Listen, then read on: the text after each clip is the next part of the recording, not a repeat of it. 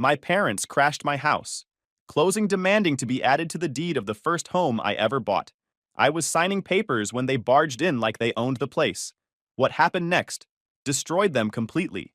Hey Reddit, my parents showed up uninvited to my house closing, demanding their names on the deed of a home they didn't pay a single cent for. I was holding the pen over my signature line when they walked in expecting ownership. What followed was the most satisfying scorched earth moment of my life. Buckle up because this gets wild.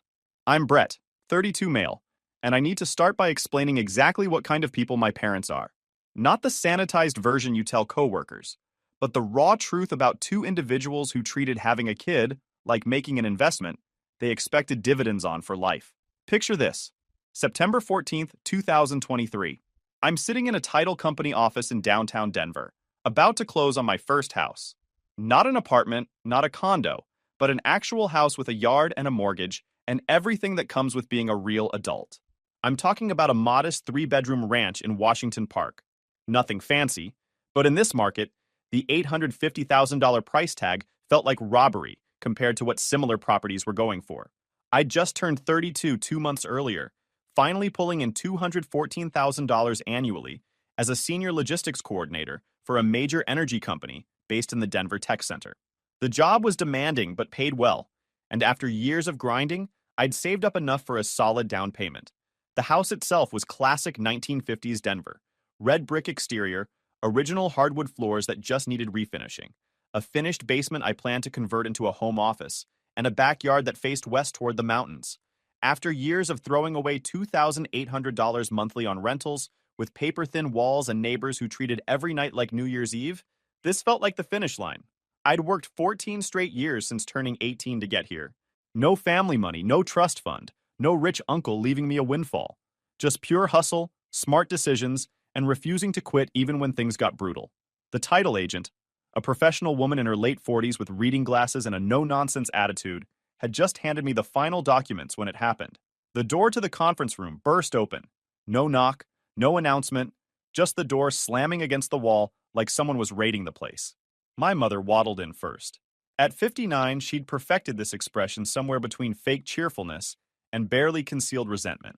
She was carrying a bottle of cheap sparkling wine, the kind you find at gas stations for $9, holding it up like she'd brought Dom Perignon to celebrate with me.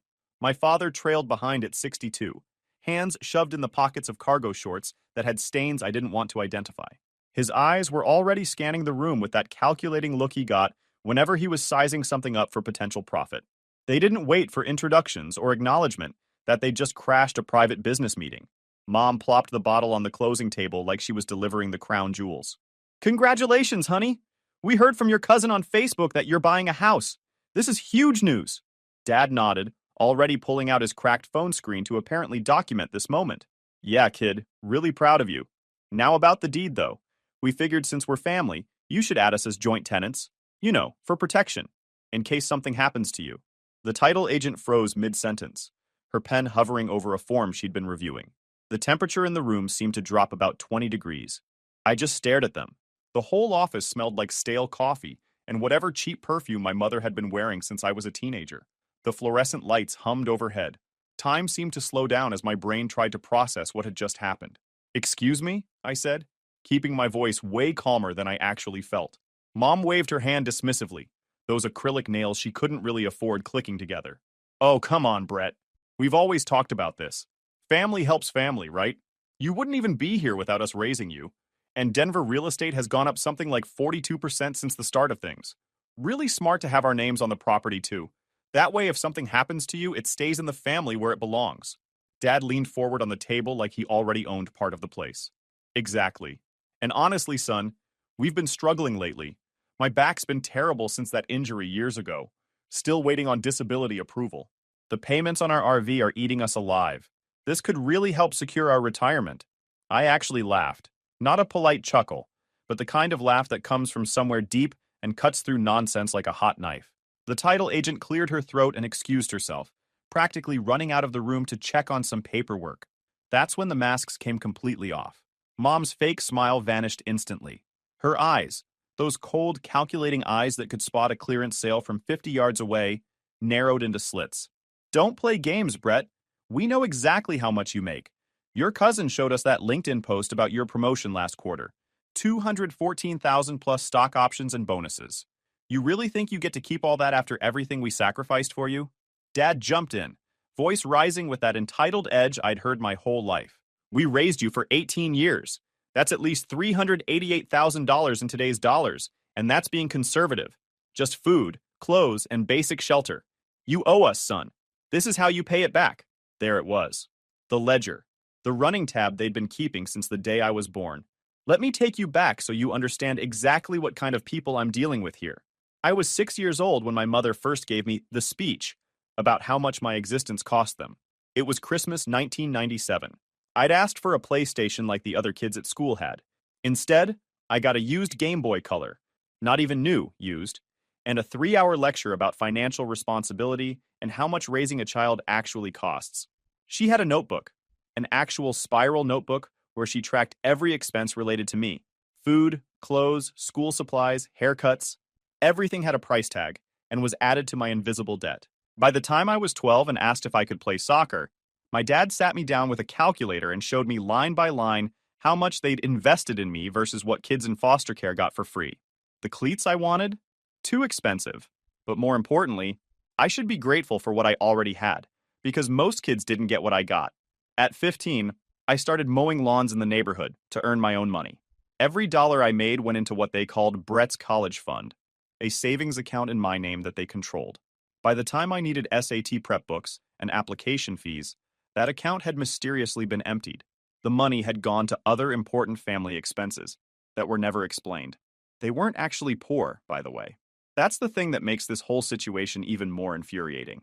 Dad had started collecting Social Security at 62, $41,200 annually from early retirement.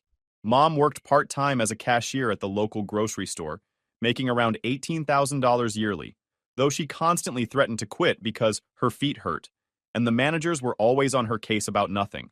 They owned their house in Aurora outright, a place they'd bought in 1998 for $142,000 that was now worth close to $380,000 in the current market.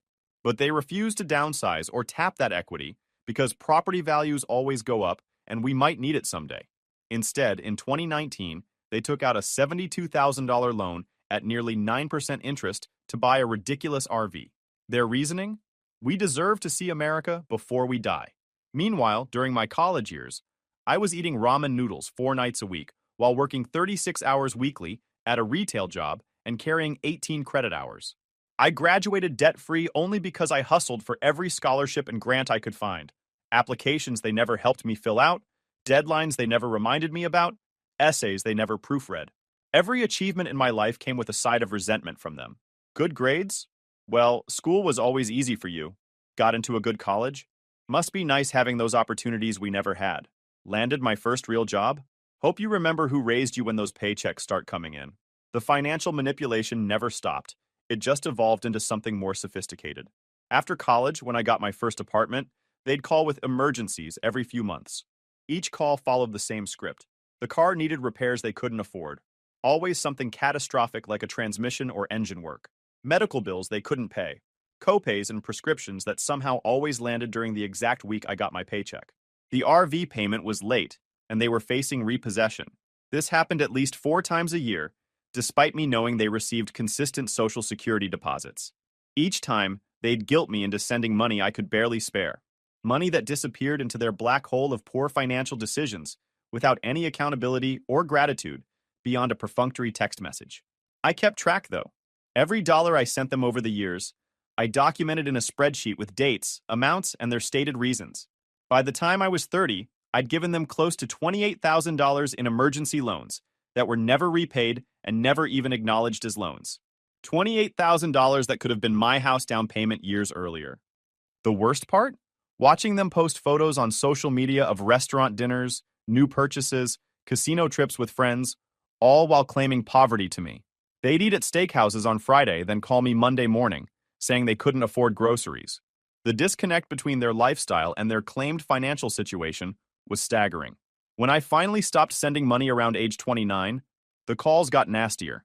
Dad started leaving voicemails about family loyalty and how I'd turn my back on them. Mom would send long texts about how hurt she was that I didn't care if they suffered. My extended family started getting involved. Aunts and uncles calling to lecture me about helping my struggling parents. None of them knew the full story, of course.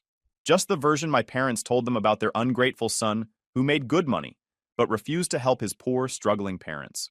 The reality that I'd already given them more than I could afford while they squandered it never made it into those conversations. But this moment, sitting in that title office with them demanding to be added to my deed, this was different. This wasn't a request for help. This was a straight-up robbery attempt disguised as family obligation. The title agent peeked back into the room cautiously, and I held up my hand. Give me 5 minutes. Mom wasn't done with her performance, though. She leaned forward, that overwhelming perfume making my eyes water. Here's how this works, Brett. You add us to the deed today, or we make this very difficult for you. We know lawyers. Cheap ones, maybe, but lawyers nonetheless. We'll file complaints, contest everything, make your life miserable. Remember what happened with your cousin when she tried buying that condo? She was referring to my cousin on Dad's side, who'd bought property 2 years earlier. My parents had harassed her with fake HOA complaints and forged letters until she broke down and added her mother to the deed just to make them stop. They were proud of that story, brought it up at family gatherings like it was something to brag about. Dad pulled out what he thought was the nuclear option. And don't forget about your grandmother's money. We know she left you something in that trust.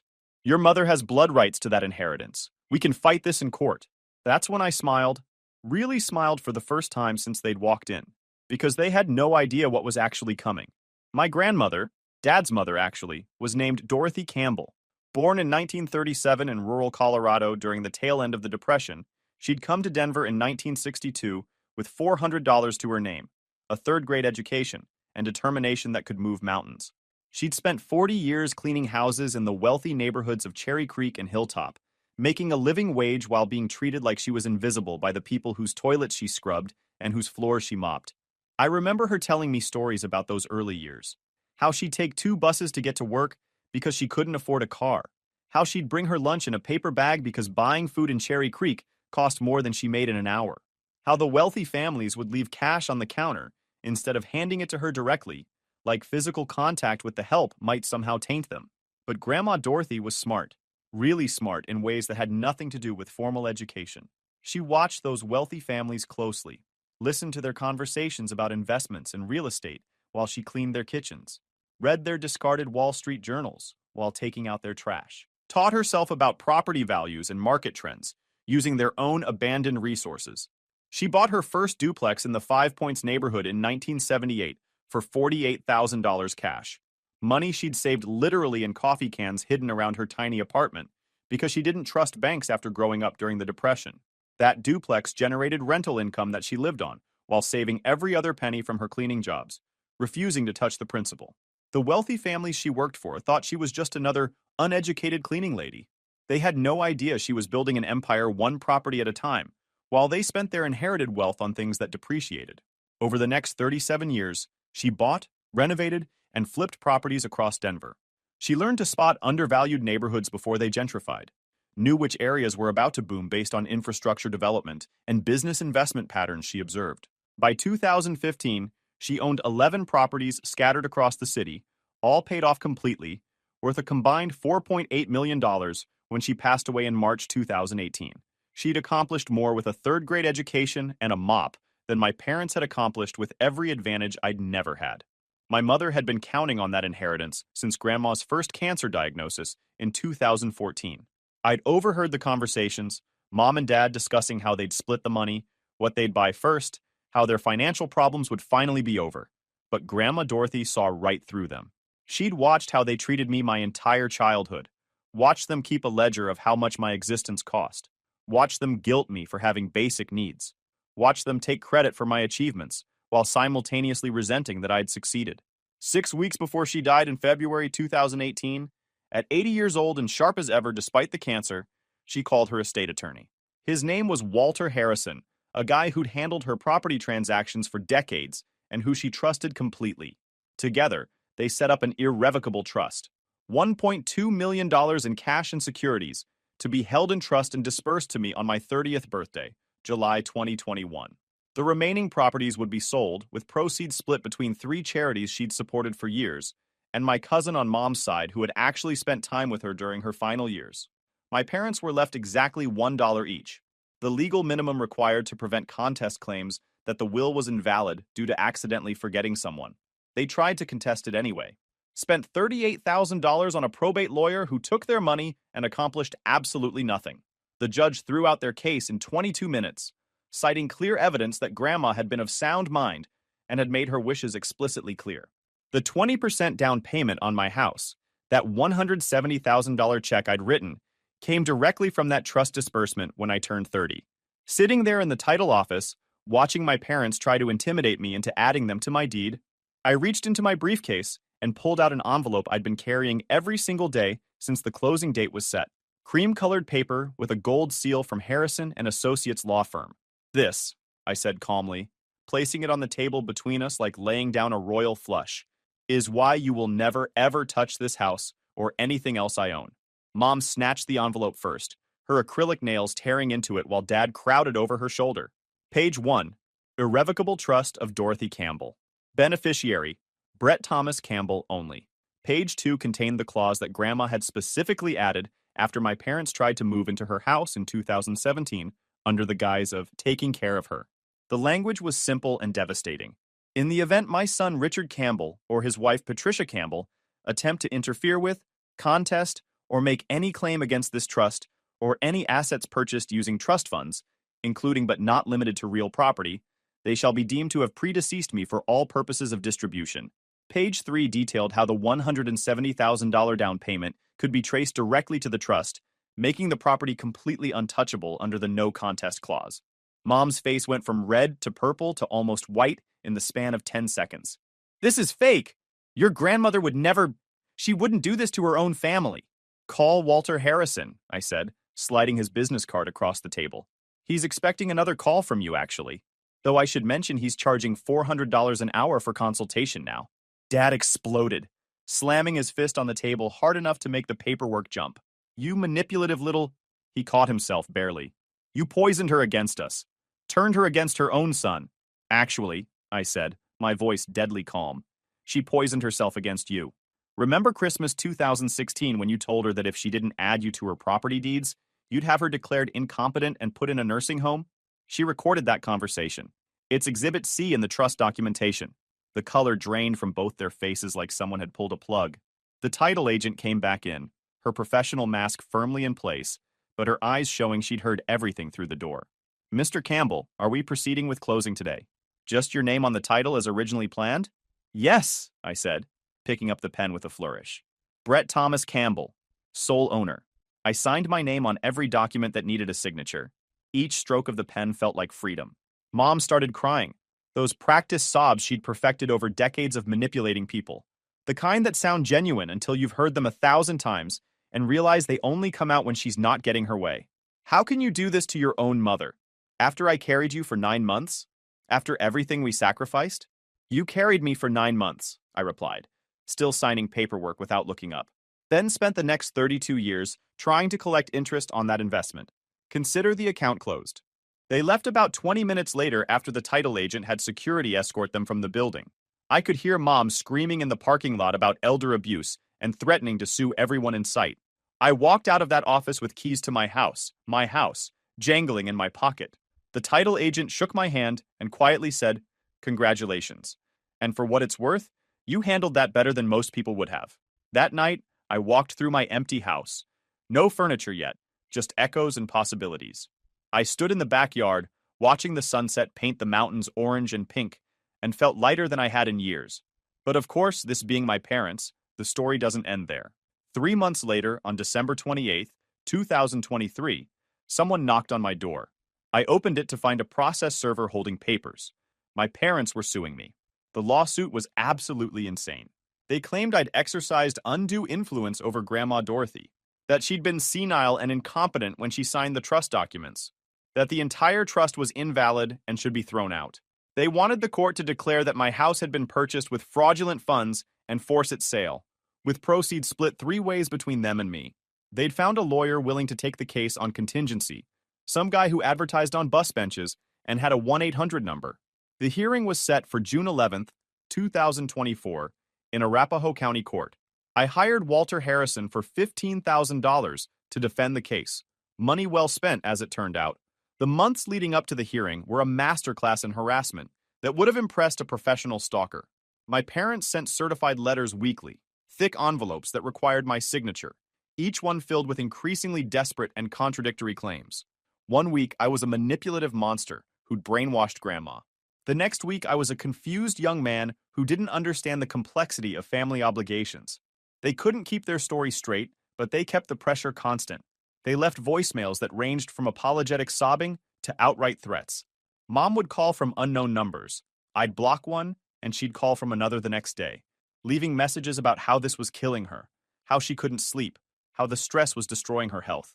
Dad would follow up with angry rants about how I was destroying the family legacy and would regret this for the rest of my life. The Facebook group they created, Justice for Richard and Patricia, was simultaneously hilarious and disturbing. They posted their version of events multiple times daily, painting me as an evil grandson who'd stolen their rightful inheritance through manipulation and lies. My mother wrote these long, rambling posts about how Grandma Dorothy had always loved her son, but I'd poisoned that relationship in the final years.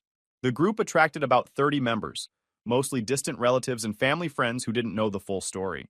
They'd comment with support and outrage, sharing posts about elder abuse and inheritance theft. Someone even started a petition demanding I return the stolen inheritance to its rightful owners. It got 11 signatures before being taken down for violating terms of service. They contacted my employer claiming I was embezzling funds, a serious accusation that triggered an immediate internal investigation. The company's security team spent 2 days auditing my expense reports, financial transactions, and email history before concluding the claims were completely baseless. My manager apologized for having to investigate me, but I understood they had no choice given the formal nature of the complaint. They filed complaints with the Bar Association against Walter Harrison, claiming he'd committed fraud by helping Grandma Dorothy disinherit her own family. The Bar Association dismissed the complaint after reviewing the trust documents and Dorothy's video testimony, but not before Walter had to spend billable hours responding to their nonsense. The most brazen attempt came when they contacted my mortgage lender directly, claiming the down payment came from fraudulent sources and the loan should be rescinded. They actually submitted evidence, printouts of Facebook posts, and handwritten timelines they'd created. The mortgage company's fraud department reviewed everything and sent me a letter saying they'd found no irregularities in my application, but wanted to make me aware of the complaint for my records. My dad even tried reaching out to colleagues in my industry, spinning some story about how I'd stolen family money to fund my lifestyle. I found out when a professional contact mentioned it casually over coffee. "Hey, your dad called me last week. Seemed really upset about something. Everything okay?" I had to explain the entire situation to someone I barely knew professionally, just to protect my reputation. Every single attempt failed spectacularly, but they kept trying, because that's what parasites do when their host finally breaks free. They'd latched onto my success for so long that they couldn't comprehend a reality where that gravy train had permanently left the station. June 11th, 2024, arrived with typical Colorado weather. 87 degrees with smoke from wildfires making everything hazy and the air taste like ash. The courthouse was in downtown Littleton, a modern building with metal detectors and bored security guards who'd seen every flavor of family dysfunction imaginable. My parents showed up looking pathetic on purpose. Mom wore a $39 dress from the clearance rack, her hair freshly dyed that unnatural black color she thought made her look younger. Dad had squeezed into a too-small suit from Walmart that strained across his considerable frame. They were playing the struggling elderly parents card for all it was worth. Their lawyer started strong, I'll give him that. Painted a picture of a confused, dying woman being manipulated by a calculating grandson who isolated her from her real family. He brought up how few times I'd visited compared to how much time I'd spent with her near the end, implying I'd swooped in just to secure the inheritance. Then Walter Harrison stood up and systematically destroyed every single argument. First, medical records. Grandma Dorothy's oncologist testified via video deposition that she'd scored 29 out of 30 on her last cognitive assessment just 3 weeks before signing the trust documents. Perfect cognition, zero signs of dementia or impairment. Second, visitor logs from the assisted living facility where Grandma had spent her final year. I'd visited 187 times in those 12 months. My parents? 4 times total. And 3 of those visits had been to demand she help them with money problems. Third, bank records showing my mother had withdrawn $8,400 from Grandma's account in 2017 using a power of attorney, one that Grandma revoked the very next day after discovering what had happened. But the real nuclear bomb came last. Grandma Dorothy had recorded a video on her iPhone in January 2018, 2 months before she died. The phone had been propped up on her bedside table while she was going through chemo, and she'd recorded a 15-minute message addressed to whoever needs to hear this in court. Walter played it on the courtroom monitor. There was my grandmother, weakened from treatment but with fire still in her eyes, speaking directly to the camera. If my son Richard and his wife Patricia are watching this, it means they're trying to steal from Brett. Let me be crystal clear about something. They've been parasites their entire adult lives. I worked 60-hour weeks cleaning houses so my family wouldn't have to struggle. I saved every penny, invested smart, and built something real. Those two spent their lives on the couch making excuses and keeping score of what everyone owed them. She paused to catch her breath, the oxygen tube visible in her nose. Brett earned every penny I left him by being the one person in this family who worked for what he got, instead of demanding handouts. He visited me because he actually cared, not because he was calculating his inheritance. He's the only one who reminds me of how I used to be, hungry, determined, refusing to quit. If Richard and Patricia are in court trying to take this away from him, then I hope the judge throws them out on their entitled backsides. The courtroom was dead silent when the video ended. The judge, Honorable Margaret Stevens, a woman in her mid-50s who'd clearly seen every family drama imaginable, didn't even need to deliberate. Case dismissed with prejudice. The court finds this action was filed entirely in bad faith. Plaintiffs are ordered to pay defendants legal fees of $18,200 within 30 days. Additionally, due to the no contest clause being violated, any and all remaining claims against the Dorothy Campbell estate are permanently barred. She looked directly at my parents over her reading glasses. I've been on this bench for 19 years. I've seen greedy people, desperate people, confused people, but rarely have I seen two people so determined to profit from their own child's success while contributing absolutely nothing themselves. Mr. and Mrs. Campbell, your lawsuit was frivolous. Your claims were without merit. And frankly, you should be embarrassed. This court is adjourned. The gavel came down with finality. Mom collapsed in her chair, crying real tears this time. Tears of a woman realizing she'd gambled everything and lost. Dad just sat there staring at the floor, mouth opening and closing, like he wanted to say something but couldn't form words. Outside the courthouse, where June heat made everything shimmer, Mom tried one last manipulation. The snow from last winter's record dump had finally melted, but somehow the air still felt cold when she approached me on the courthouse steps. Brett, please. The RV got repossessed last month. We're living in an extended stay motel. Your father's blood pressure is through the roof. We made mistakes, but we're still your parents. Don't you have any compassion? I looked at her, really looked at this woman who'd made me wear the same jeans 3 days in a row during middle school to save on laundry costs. Who'd told me at 16 that if I got a girl pregnant, she'd make sure I supported the child alone while they kept their money for emergencies. Who'd spent my college fund on a timeshare in Missouri? You made your choices, I said quietly. Every single day for 32 years. This is just the consequence of those choices finally catching up. I walked away and didn't look back. The rest of 2024 was peaceful in ways I'd never experienced before. Not just the absence of drama, but actual peace that came from knowing I'd finally cut out the rot that had been poisoning my life for 3 decades.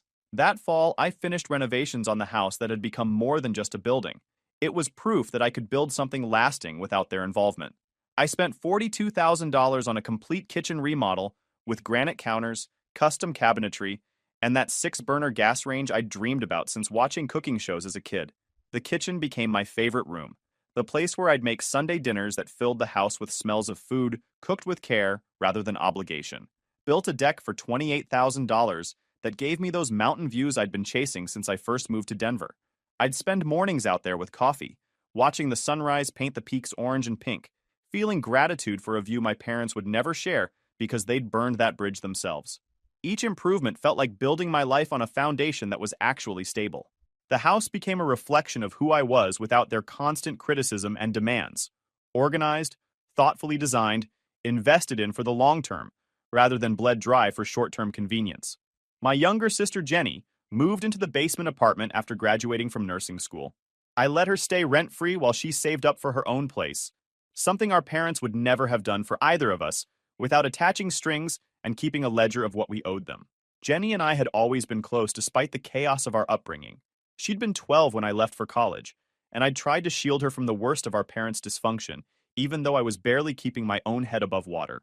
Now, with both of us adults and free from their manipulation, we could finally build the sibling relationship we'd never been allowed to have. We'd sit on that deck drinking coffee and talking about everything except them. She told me stories about nursing school, the difficult patients, the amazing mentors, the career she was building through actual hard work. I'd tell her about work projects, home improvement plans, the life I was creating. Sometimes we'd talk about our childhood, but always in the past tense, like discussing ancient history rather than wounds that were still healing.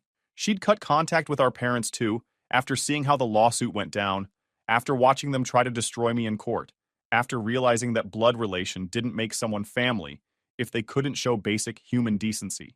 I used to think I was the problem, she admitted one evening while we were grilling on the new deck. Like if I was just better somehow, they'd love me the way parents are supposed to love their kids. Then I watched what they tried to do to you and realized it was never about us. They're just broken people who shouldn't have had children. That conversation meant more to me than she probably realized. Knowing I wasn't alone in that experience, that someone else had lived through the same dysfunction and come out the other side, made the isolation of those years feel less consuming. In November 2024, I got a letter forwarded from my old address. Mom's handwriting, shaky and desperate. Brett, we're being evicted December 1st. Your father is in the hospital with chest pains, and we have $47,000 in medical bills. We know we made mistakes, but we're still your parents. Just $25,000 to get an apartment and help with medical costs. For your grandmother's sake, please. I read it twice while sitting in my home office, the one I'd built in the finished basement with that gorgeous desk I'd custom ordered.